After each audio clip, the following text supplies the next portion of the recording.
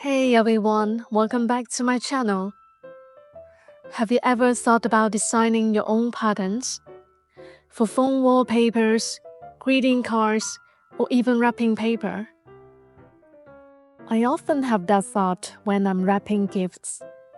How special would it be if the wrapping paper had my own illustrations on it? But most of the time, the idea just passes through my mind, and I never actually do anything about it. That changed one day when I came across Mel Armstrong's class, Floral Patterns in Gouache on Skillshare. I remember thinking, why not just try it now? And that's how this little pattern making journey began. In her class, Mel walks through the entire process from start to finish, beginning with painting individual elements in gouache, then bringing them into the computer to turn them into seamless repeating patterns. Watching everything come together in the end was incredibly satisfying. I also discovered another class on Skillshare by D with D, Create a Repeat Pattern on Paper. This class explores how to build repeating patterns, starting with just a single sheet of paper, combining hands-on techniques with simple digital adjustments. Ever since finishing my one-sheet scene project, I've been fascinated by how much a single sheet of paper can hold, how many possibilities can unfold from something so simple. So when I found this class, I didn't hesitate. I knew I wanted to try it. This video is sponsored by Skillshare, the largest online learning community for creative skills.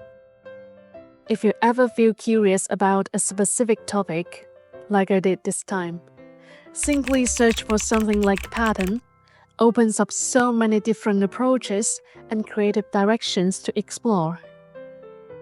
If you'd like to try out more creative classes yourself, the first 500 people to use my link in the description or scan the QR code will receive a 1-month free trial of Skillshare. Get started today. Now, let's return to today's pattern making. From those classes, I tried a few different ways of creating repeating patterns on paper. The first method starts with folding a single sheet of paper in half. It can be a square or a rectangle. The important thing is that the four edges of the paper will eventually connect naturally when the pattern repeats.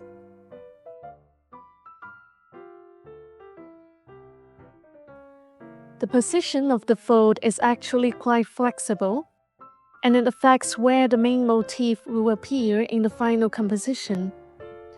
For example, if you want the main element to sit slightly toward the right side, you can place the fold closer to the right.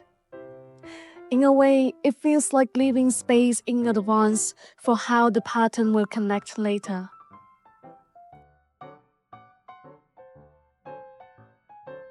Next, let's start by trying a few simple patterns. While you're drawing, it helps to pay a little attention to how the edges might align, so the pattern connects more smoothly later on.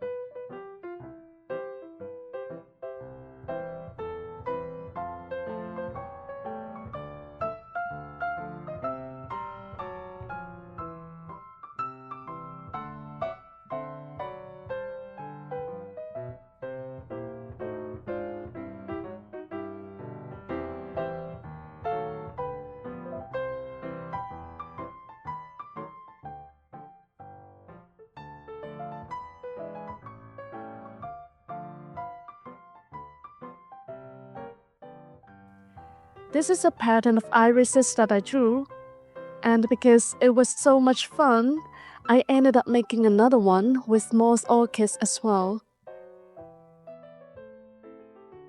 Another method uses 2 square sheets of paper of the same size. One sheet acts as the center, and the second sheet is aligned with each of the 4 edges in turn, where you continue drawing the pattern across the edges where the 2 sheets meet. This approach feels more intuitive and makes it easier to understand how the pattern expands outward.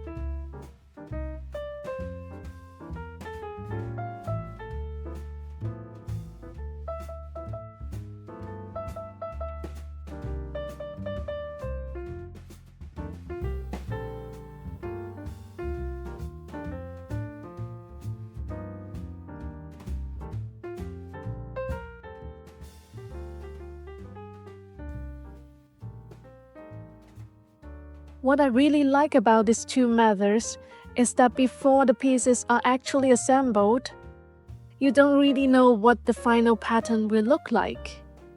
So while drawing these small motifs, I try to stay a bit more spontaneous. Instead of worrying too much about whether the composition is perfect, I focus on the brushstrokes and shapes in the moment. When I finally see the complete pattern on the computer, the surprise is always really delightful. Of course, if you want more control over the composition, another option is to draw individual elements separately and then scan them into the computer to arrange digitally. This method allows for much more precision. However, once I actually started drawing, I realized I couldn't help adding a bit more story into the pattern. Today, I'm drawing a scene of Mokka wandering through the forest. Perhaps she accidentally disturbed a tree spirit and gets gently caught in its branches. Or maybe she and her cat are exploring the woods together, gathering herbs, or even playing hide and seek. But when I tried to draw these scenes directly on paper, I realized it could be a bit difficult because I couldn't be sure whether these more complex scenes would still look harmonious once the pattern repeats. So I decided to try a different approach. I sketched the main scenes separately, then tested the overall composition on the computer.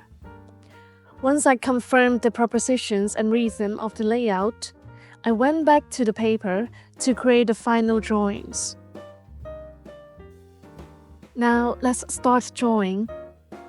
Since the artwork will eventually be scanned, I chose a size slightly smaller than A4, which makes it easier to adjust and print later on. The Mokka encountering the tree spirit scene is more complex and a bit more dramatic, so I chose it as the main motif. The other elements are arranged around it, allowing the pattern to still feel balanced and airy when repeated.